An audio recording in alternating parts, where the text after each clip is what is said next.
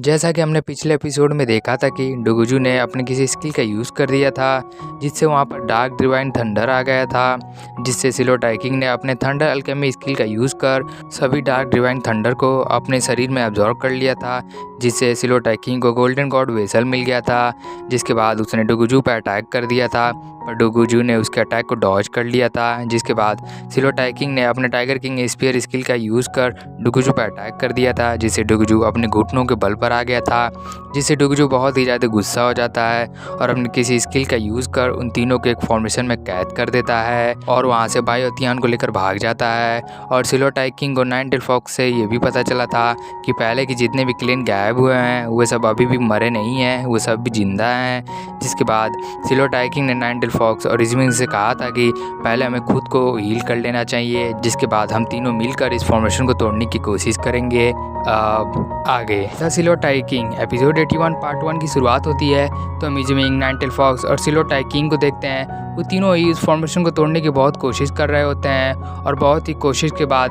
वो फाइनली उस फॉर्मेशन को तोड़ देते हैं। और उस फॉर्मेशन से आज़ाद होते ही नाइन टेल फॉक्स कहती है कि जल्दी चलो नहीं तो डुगुजू भाग जाएगा। जिसके बाद वो तीनों ही डुगुजू को ढूंढने के लिए निकल जाते हैं और डुगुजू को बहुत ही ढूंढने के बाद भी जब उन्हें डुगुजू नहीं मिलता है तो वो तीनों एक जगह पर रुक जाते हैं, जहाँ इजुमिंग कहती है लगता है कि जब वो हम लोग की नज़रों से दूर हो गया था तब उसने अपने भागने के डायरेक्शन को भी चेंज कर दिया है और यहाँ तक कि उसने अपने भागने के निशान को भी मिटा दिया है। जिस पर सिलो टाइकिंग बोलता है ठीक है अब हम उसे अलग अलग होकर ढूंढेंगे। जिसके बाद वो तीनों ही अलग अलग डायरेक्शन में डुगुजू को ढूंढने लगते हैं पर उन्हें डुगुजू कहीं नहीं मिलता तो तीनों ही एक जगह पर आकर खड़े हो जाते हैं, जहाँ नाइन टेल फॉक्स पूछती है क्या तुम दोनों को डुगुजू का पता चला। जिस पर सिलो टाइकिंग अपने सिर को ना हिलाकर जवाब देता है, पर तभी सिलो टाइकिंग को एक आवाज़ सुनाई देती है जो कि सिलो टाइकिंग का नाम पुकार रही थी। तो तभी सिलो टाइकिंग जब पीछे मुड़कर देखता है तो उसके सामने निंग किंग फैंग खड़ा होता है। तब सिलो टाइकिंग उससे पूछता है कि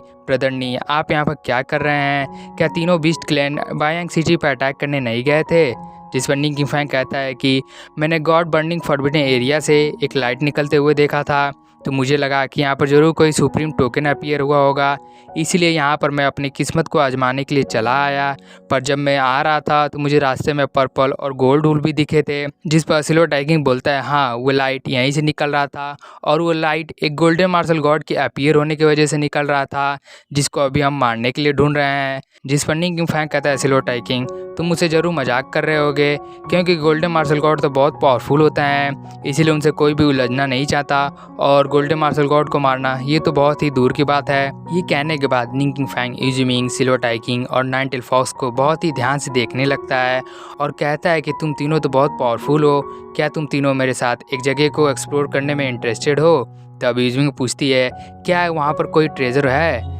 तब निंग किंग फैंग बोलता है हाँ वहाँ पर गोल्डन डिवाइन लोटस मौजूद है जिसके एक पंखुड़ी की मदद से हम अपने एक गोल्डन गॉड बोन या फिर एक गोल्डन गॉड आई को रिफाइन कर सकते हैं। तब वो तीनों एक दूसरे की ओर देखते हैं और उसके बाद निंग किंग फैंग के साथ जाने के लिए राजी हो जाते हैं। जिसके बाद वो चारों इस जगह पर जाने लगते हैं। थोड़ा आगे जाने के बाद सिलो टाइकिंग उन सभी को रोक देता है और कहता है कि उसे खून की महक आ रही है। तब इजुमिंग कहती है क्या ये डुगुजू हो सकता है। जिस पर नाइन टेल फॉक्स कहती है तो चलो पहले इसे मार दिया जाए। ये कहकर वो तीनों आगे बढ़ जाते हैं पर निंग किंग फैंग अभी भी वहीं पर खड़ा होता है और बहुत ही हैरान होता है क्योंकि उसे अभी भी भरोसा नहीं हो रहा था कि ये तीनों एक गोल्डन मार्शल गॉड का शिकार कर रहे हैं। इसीलिए वो अपने मन में सोचने लगता है क्या सच में ये तीनों एक गोल्डन मार्शल गॉड का शिकार कर रहे हैं। जिसके बाद वो भी इन तीनों के साथ जाने लगता है पर तभी वो सब एक जगह पर आकर रुक जाते हैं क्योंकि उन सब के सामने दो बीस्ट किंग खड़े होते हैं, जिसको देखकर निंग किंग फैंग बहुत ही हैरान हो जाता है और कहता है कि ये तो डोमिनिक विंस किंग है और पर्पल थंडर लीपर्ड है। जिस पर सिलो टाइकिंग बोलता है कि क्या तुम इन दोनों बीस्ट को जानते हो। तब निंग किंग फैंग कहता है हाँ क्योंकि गॉड बर्निंग फॉरबिडन एरिया के ये दोनों बीस्ट 100 बीस्ट माउंटेन में बहुत ही फेमस हैं और जो तुम इन दोनों पर पर्पल और वाइट कलर की थंडर देख रहे हो ये गॉड बर्निंग फॉरबिडन एरिया की वजह से हुआ है, जिससे ये दोनों अब लेवल 6 के डोमिनिक बीस्ट बन गए हैं और इन दोनों के पास गोल्डन डिवाइन इपिफनी भी है। जिसके बाद हमारा व्यू उन दोनों बीस्ट पर जाता है जहाँ वो दोनों बीस्ट एक प्रोटेक्शन सील पर अटैक कर रहे थे, जिसके अंदर हम एक बीस्ट को देखते हैं जिसे देखकर नाइन टेल फॉक्स कहती है ये तो फायर जेट ग्लास के फायर लॉर्ड किंग का डोमिनिक गॉडबोन है, जिसे सुनकर निंग किंगफैंग कहता है, फायर लॉर्ड किंग, इसके बारे में तो बहुत सी अफवाहें हैं कि ये लेवल 6 का डोमिनिक बीस्ट होते हैं जिनके पास लेवल 7 को भी ब्रेक थ्रू करने का चांस होता है। तभी हम वहाँ पर डोमिनिक गॉडबोन को देखते हैं, जिसे देखकर इजुमिंग कहती है हो सकता है इसे प्राप्त करने के बाद